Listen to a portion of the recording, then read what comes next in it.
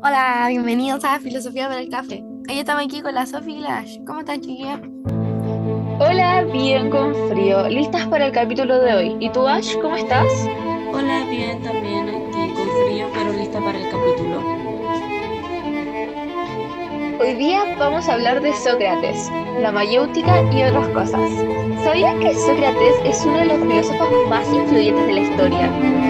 Desarrolló una técnica conocida como mayéutica. Este término significa arte de dar a luz en griego. Así pues, pero en vez de dar a luz, bebé daba a luz las ideas de las personas. Bueno, también podemos decir que es el original maestro de las preguntas y el enemigo público número uno de los ignorantes. Imagínate vivir en la Atenas antigua y encontrártelo en el mercado. Seguro que te hacía replantearte tu vida mientras hacías las compras. Definitivamente. Era un tipo que no tenía miedo de cuestionar el estatus. Pero ¿sabían que, a pesar de ser uno de los filósofos más influyentes de todos los tiempos, no dejó ni una sola línea escrita? Y es raro, igual es como el primer influencer, pero sin Instagram. Primer youtuber sin cámara. Exactamente. Todo lo que sabemos sobre él viene de las obras de sus discípulos, como Platón. Pero eso no ha impedido que Sócrates deje una marca indeleble en la historia del pensamiento humano. ¿Y qué hay de su famoso método de enseñanza, la mayéutica? Ah, sí, esa técnica de hacer preguntas como si fueras un niño curioso que quiere saber por qué el cielo es azul. Exactamente. Sócrates creía que la verdad estaba dentro de cada uno de nosotros y que solo necesitábamos que alguien nos ayudara a sacarla a la luz. Era como un entrenador personal, pero para el alma. ¿En que si Sócrates estuviera vivo, hoy tendría un podcast? Seguro que sí. Sería el rey de los podcasts filosóficos, desafiando a la gente a cuestionar sus creencias respecto a nuevos conceptos de destino. Y además que tenía un podcast muy... Yo creo que tendría un Patreon para financiar su búsqueda de la verdad. La muerte de Sócrates. ¿Sabían que Sócrates se enfrentó al juicio con una calma asombrosa? Incluso bromeó sobre el castigo que enfrentaría. Qué miedo, imagínate estar a punto de ser condenado a muerte y todavía tener humor. Eso es lo que llamo tener nervios así, o en este caso, nervios de filósofo. Pero lo más fascinante es que Sócrates rechazó la oportunidad de escapar de la condena y vivir el resto de sus días en el exilio. Él creía que aceptar la muerte era más honorable que vivir de la justicia. Un verdadero acto de integridad y valentía. Y una gran lección para aquellos que a veces tienen miedo de enfrentar las consecuencias de sus acciones. Sócrates se negó a renunciar a sus principios, incluso cuando estaba en juego su propia vida. Nos deja un legado de firmeza moral y de resistencia frente a la adversidad. Algo muy admirable, la verdad. Pero bueno, continuamos con los increíbles conocimientos. Los sofistas. Vamos a hablar de los sofistas. Bueno, los sofistas fueron esos maestros de la retórica y la persuasión. Los maestros del arte de vender hielo a un esquimal. Bueno, quizás no llegaran a ese extremo, pero sin duda eran expertos en el arte de convencer a otros de sus argumentos. Y Sócrates no era precisamente su fan número uno. Esa rivalidad era como la versión filosófica de Batman contra el Joker. Los sofistas creían que la verdad era relativa y que cada individuo podía tener su propia versión de la realidad. O sea, por ejemplo, lo que para mí puede ser verdad, para ti puede ser mentira o al revés. Como tener una barra de chocolate y decidir si compartir o no. Sí. Pero Sócrates estaba en desacuerdo. Él creía en una verdad absoluta y en la existencia de valores universales. Una batalla épica entre el relativismo y el absolutismo. Como una pelea de boxeo entre dos titanes de la filosofía. Al final del día, los sofistas y Sócrates nos desafían a cuestionar nuestras propias creencias y a no aceptar la verdad sin un análisis crítico. Eh, Paso del mito al logos. Este tema es fundamental en la historia del pensamiento humano, el pensamiento del mito al logos. Es Este cambio representa una transición crucial en cómo entendemos el mundo y nuestra relación con él. Bueno, primero tenemos que entender el mito. Bueno, el mito tenía sus narrativas místicas y explicaciones sobrenaturales, y que eran los que denominaban el pensamiento antiguo. Y, por ejemplo, desde la historia de los dioses y los héroes hasta las explicaciones sobre el origen del universo. En esos tiempos el mito llenaba los vacíos de nuestro conocimiento con la magia y la fantasía. Exacto. Los mitos eran las historias de nuestros antepasados que nuestros antepasados contaban para explicar fenómenos naturales y para dar sentido a la vida. Eran narraciones ricas y llenas de símbolos que proporcionaban consuelo y estructura en un mundo lleno de incertidumbre. Es como si los mitos fueran las primeras formas de ciencia y filosofía. A través de ellos, las personas intentaban entender su entorno, sus orígenes y su destino. Cada cultura tenía sus propios mitos, pero muchos compartían temas universales como la creación, la muerte y la vida después de la muerte. Pero entonces algo cambió. Los primeros pensadores comenzaron a cuestionar estas narrativas y buscar explicaciones más racionales. Fue donde nació el logos, que era un enfoque basado en la razón, la observación y la lógica.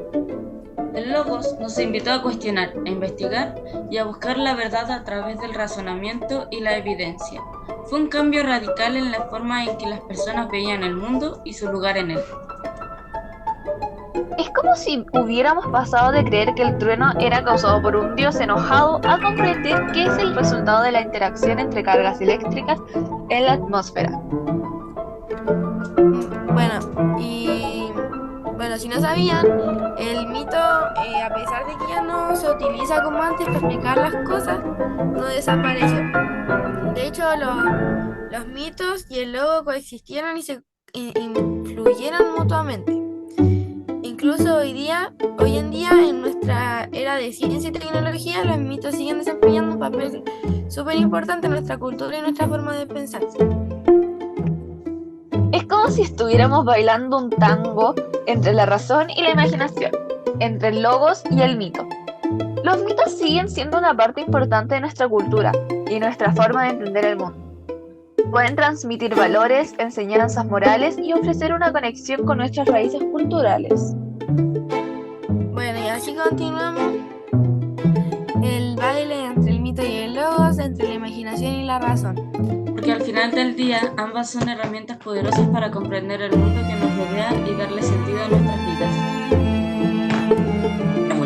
Pensadores presocráticos.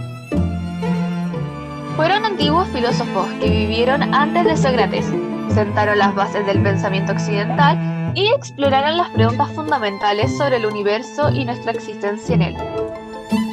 Comencemos con Tales de Mileto, quien es considerado uno de los primeros filósofos de la historia. Tales creía que el agua es el principio de todas las cosas. Pensaba que todo en el universo se origina y se sustenta en el agua. Sí, Tales realmente dio como un salto enorme en proponer una explicación natural para la existencia del universo. Porque igual yo creo que su idea de que el agua es el origen de todo fue súper revolucionaria para lo que se creía en su tiempo. Luego tenemos a Anaximandro, también de Mileto, quien fue discípulo de Tales Anaximandro. Propuso que el principio de todas las cosas no era el agua, sino lo indefinido, o apeirón. Creía que este elemento indefinido era la fuente de todas las cosas, que el cosmos surgía y volvía a él. También hizo contribuciones importantes a la cosmología y a la geografía. Fue uno de los primeros en intentar crear un mapa del mundo conocido, y sugirió ideas sobre la evolución de los seres vivos, que eran increíblemente avanzados para su época. Y él igual pensaba que la vida comenzó en el agua y que las primeras criaturas vivas evolucionaron a partir de los organismos acuáticos. Una idea que anticipa la teoría de la evolución de Darwin por más de 2 milenios. Otro gran pensador presocrático es Anaximanes, quien sugirió que el aire es el principio fundamental del universo. Para él, el aire, a través de procesos de condensación y rarefacción, se transformaba en todas las demás sustancias. Anaxímenes nos dio una perspectiva diferente, proponiendo que el aire, algo omnipresente y esencial para la vida, era el origen de todo. Este enfoque es un elemento esencial para la vida cotidiana, hace su idea muy accesible y comprensible para la gente de su tiempo. Oye, igual se dan cuenta, cada pensador se basaba como en los elementos. Pero bueno, no podemos olvidar a Heráclito de Efeso, que fue famoso por su doctrina del cambio constante. Heráclito creía que el fuego era el principio básico y que todo en el universo está en un estado de flujo continuo. De ahí viene su famosa frase todo fluye, que refleja esta idea.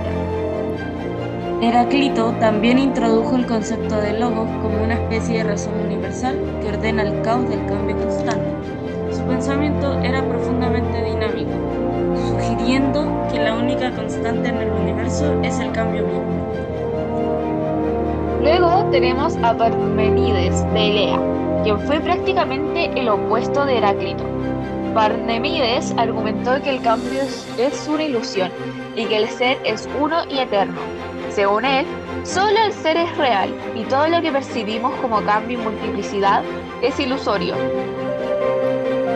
no sé si sabían, pero también tuvo una gran influencia en el desarrollo de la lógica y la metafísica, porque planteaba desafíos que los filósofos posteriores trataban de resolver. Por ejemplo, su obra sobre la naturaleza, que nos presenta un cosmos donde el ser es invisible, inmóvil y eterno. También debemos mencionar a Empédocles, que combinó las ideas de sus predecesores al proponer que todo el universo está compuesto por 4 elementos: Geo, Hidro, Anemo y Pyro. Estos elementos se combinan y separan bajo la influencia de 2 fuerzas, el amor y el odio. Empédocles fue como un alquimista filosófico, mezclando elementos y fuerzas para explicar la naturaleza del cosmos.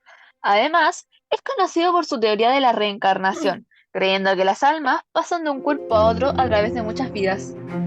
Qué bacán igual esa teoría. Bueno, tampoco, chicos, podemos olvidar a Anaxágoras, que fue el que introdujo el concepto de nous, o mente como principio organizador del cosmos. Bueno, según él, el nous era una inteligencia cósmica que ordenaba y dirigía todas las cosas. Exacto, pero también fue uno de los primeros en sugerir que el sol y las estrellas no eran divinidades, sino enormes masas de piedra al rojo vivo. Una idea bastante avanzada para su tiempo. Su enfoque fue un paso importante hacia la separación de la ciencia y la religión. Finalmente, no podemos dejar de mencionar a Pitágoras. Aunque es más conocido por su trabajo en matemáticas, también tuvo un profundo impacto filosófico. Creía que los números y las relaciones matemáticas eran la esencia de todas las cosas. Bueno, Pitágoras también tenía como sus seguidores que se le llamaban los pitagóricos, que también introdujeron conceptos como la armonía y el orden, que influyeron en la filosofía y la ciencia durante siglos. Bueno, cada uno de estos pensadores tenían su propia teoría sobre el origen y la naturaleza del universo.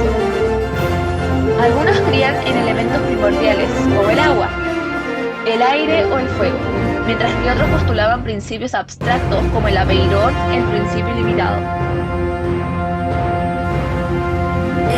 Sí, porque por ejemplo, imagínense que van a un tenedor libre o a un buffet y cada pensador le está ofreciendo su plato único de sabiduría con los elementos y todas las teorías que ellos tienen.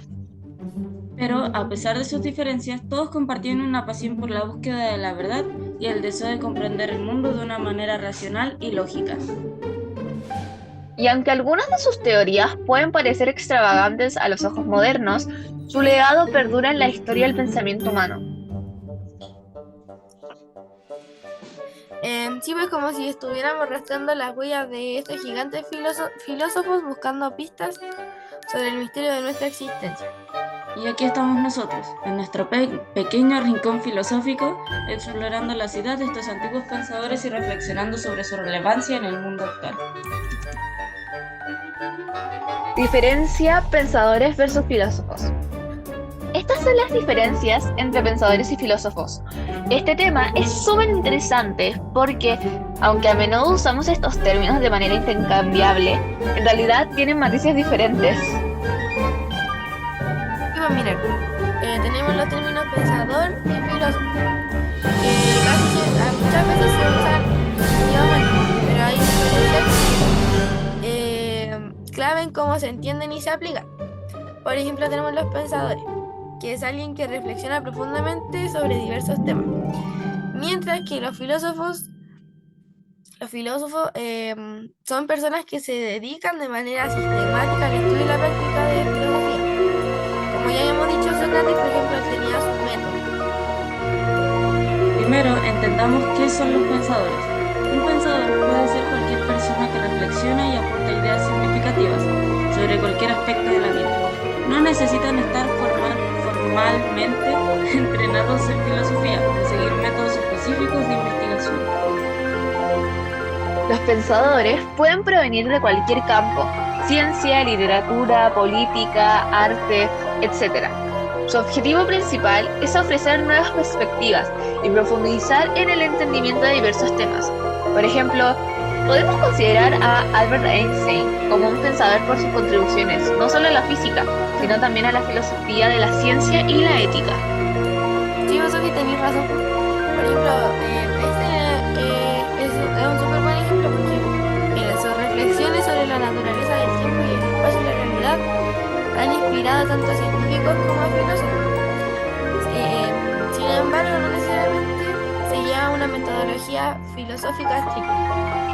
Por otro lado, los filósofos se centran en la filosofía como disciplina, utilizan métodos específicos como la lógica, la dialecta y el análisis conceptual para abordar preguntas fundamentales sobre la existencia, el conocimiento y la ética y más. Platón, Aristóteles, Kant y Nietzsche son ejemplos clásicos de filósofos. Los filósofos tienden a trabajar dentro de una tradición académica y se dedican a desarrollar teorías coherentes y sistemáticas. Sus trabajos a menudo están orientados a resolver problemas filosóficos específicos y a contribuir al cuerpo de conocimiento filosófico. Sí, pues además los filósofos suelen estar familiarizados con la historia de la filosofía y con los debates filosóficos contemporáneos. También participan en discusiones académicas y publican sus hallazgos en revistas especializadas.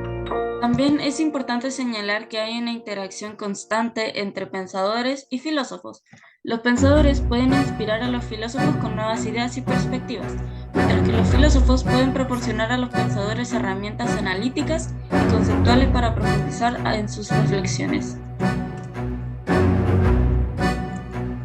Y no olvidemos que algunos individuos pueden ser ambos. Por ejemplo, Michel Foucault es considerado tanto un pensador como un filósofo. Sus estudios sobre la sociedad, el poder y la historia no solo aportaron nuevas ideas, sino que también siguieron una metodología filosófica rigurosa. Sí, por ejemplo, yo sé que Foucault combinó una profunda reflexión sobre la estructura social y el poder con enfoque filosófico sistemático. Esto lo estaría convirtiendo en un ejemplo perfecto de cómo los roles de pensador y filósofo pueden entrelazarse. Vamos a profundizar un poco más. Un pensador como Leonardo da Vinci, conocido principalmente por su arte y sus inventos, también hizo contribuciones significativas al pensamiento sobre la anatomía, la física y la ingeniería. Sin embargo, no se le consideró un filósofo porque no estaba sistemáticamente tratando de resolver problemas filosóficos en un marco académico. Por otro lado, Aristóteles no solo reflexionó sobre una amplia gama de temas, sino que también desarrolló una metodología específica para investigar estos temas, desde la lógica hasta la ética y la política. Su trabajo sentó las bases para muchas áreas del conocimiento, que ahora consideramos disciplinas filosóficas. Bueno, y hablando de metodología, los filósofos suelen trabajar con argumentos y contraargumentos detallados. En un debate filosófico no solo se trata de exponer ideas, sino de sostenerlas con razones y pruebas. Esto contrasta con los pensadores, que pueden ser más libres en su enfoque, explorando ideas sin necesariamente seguir un rigor metodológico estricto.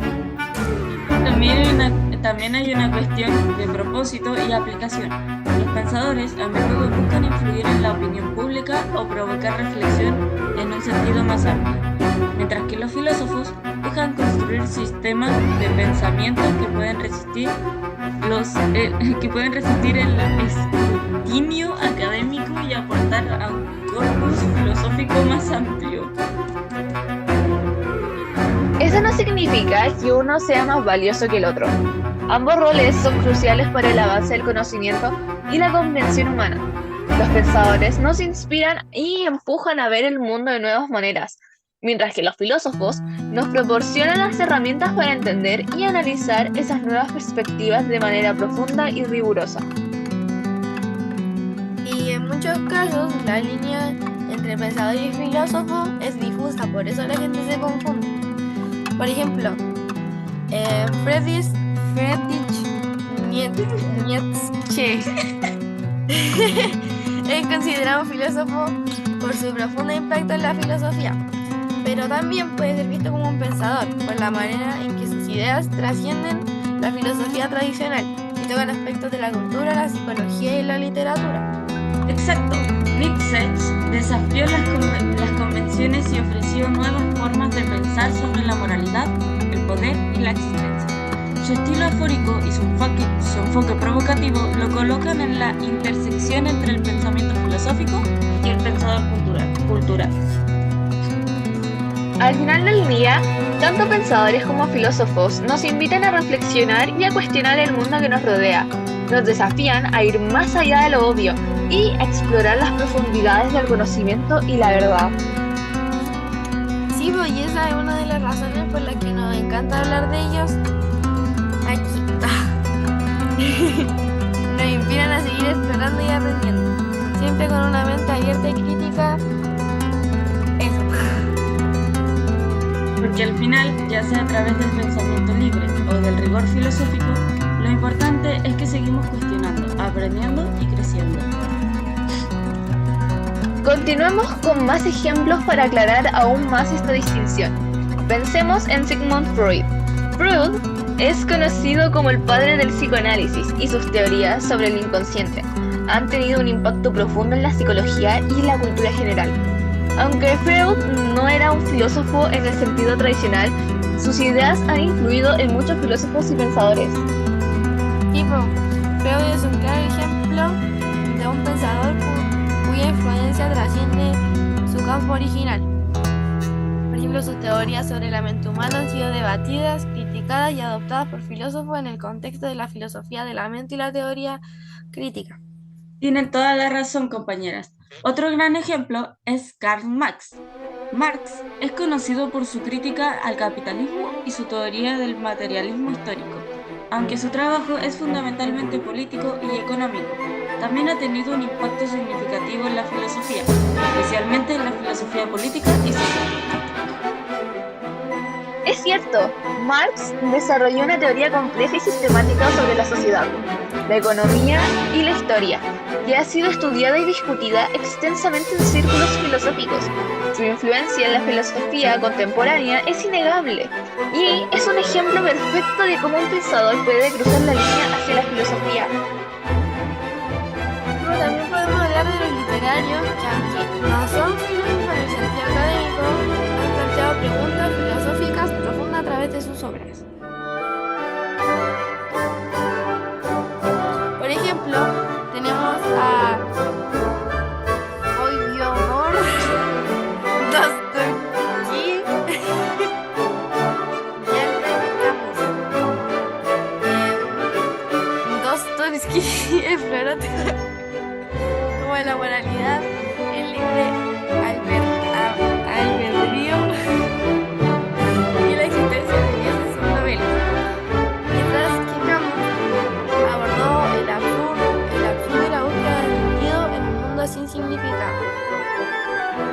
Lo mismo ocurre con escritores como George Orwell, cuya obra 1984 no solo es una crítica política, sino también una exploración filosófica sobre la verdad, el poder y la libertad.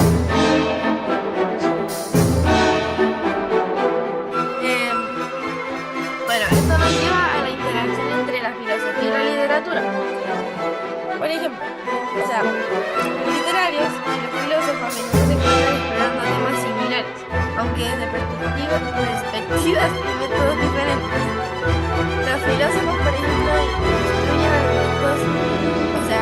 construyen argumentos detallados y sistemáticos, mientras que los literarios pueden usar la narrativa para explorar las mismas preguntas de una manera más accesible y emocional.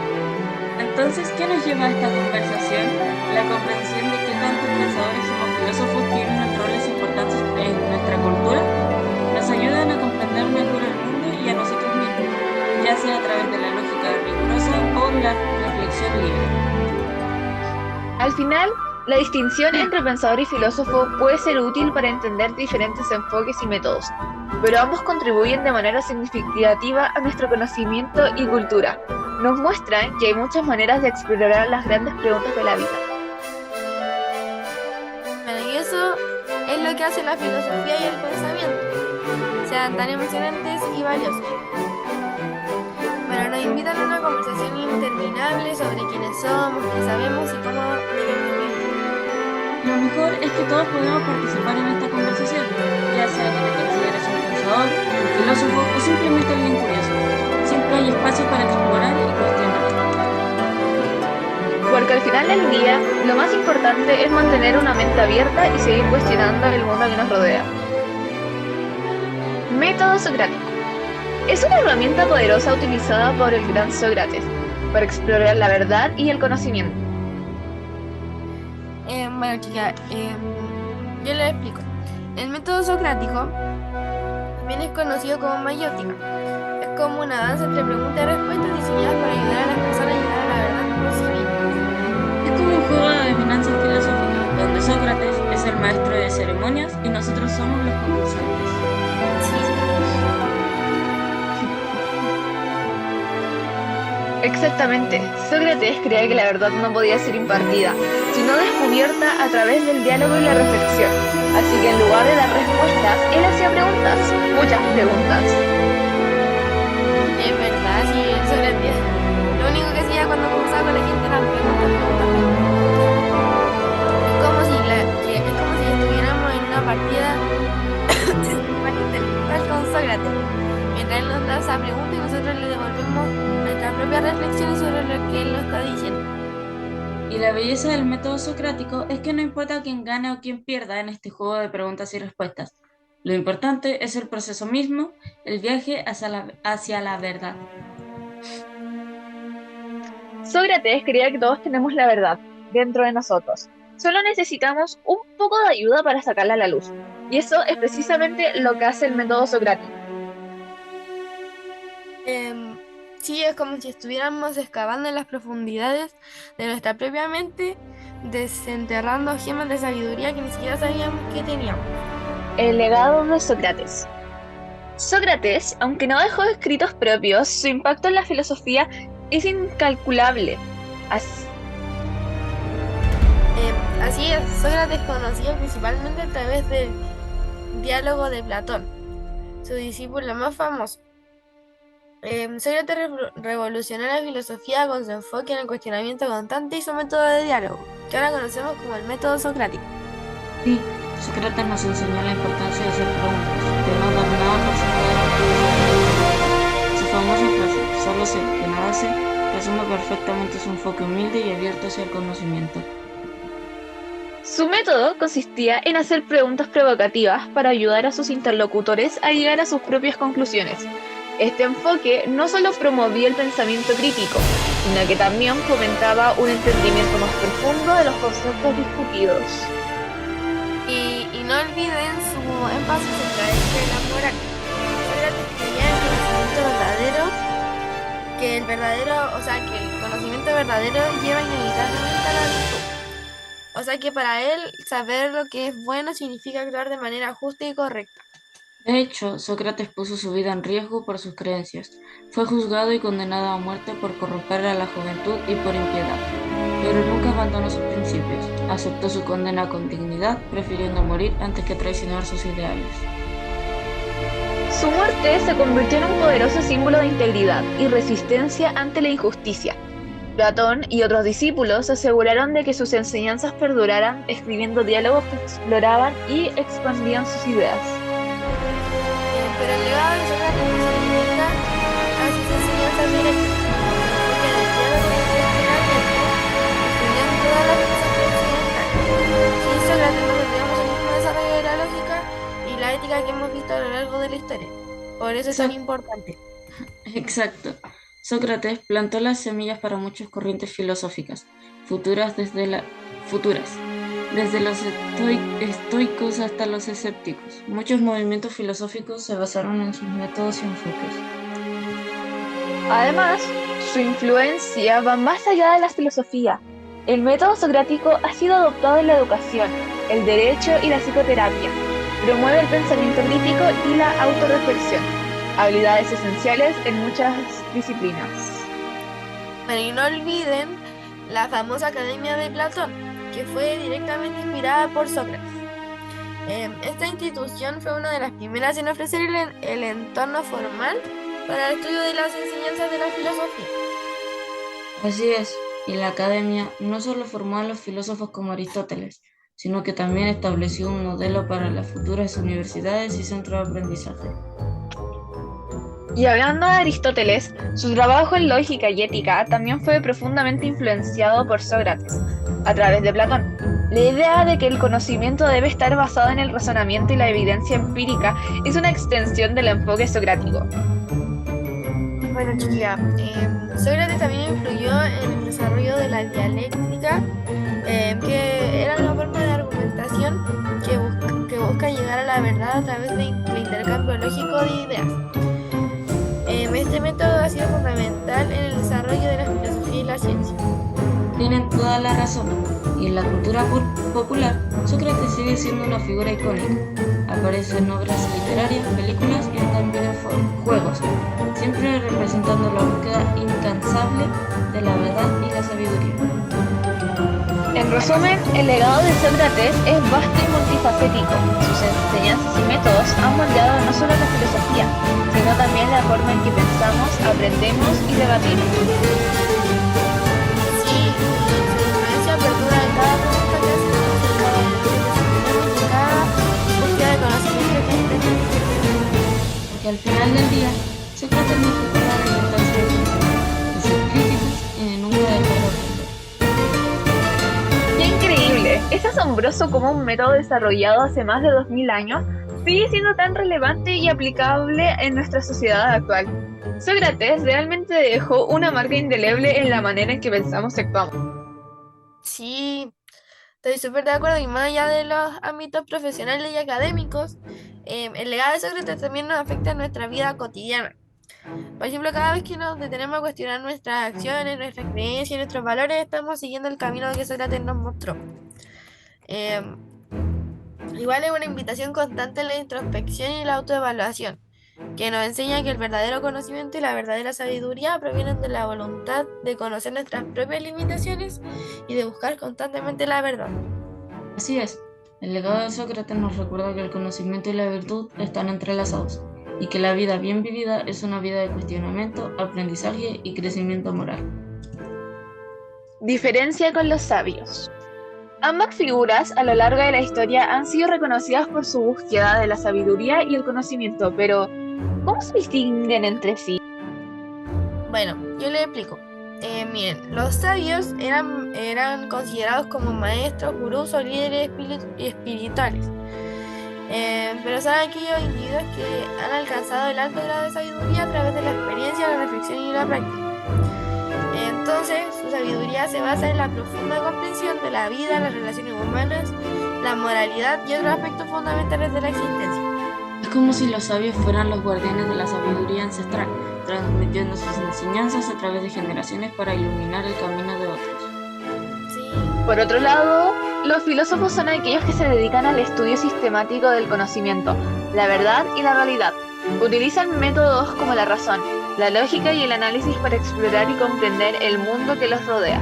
A menudo cuestionan las creencias establecidas, desafían las normas sociales y buscan respuestas a las preguntas fundamentales sobre la existencia humana. Y es como si los filósofos fueran los exploradores intrépidos del océano del conocimiento, navegando en busca de nuevas ideas y comprensiones.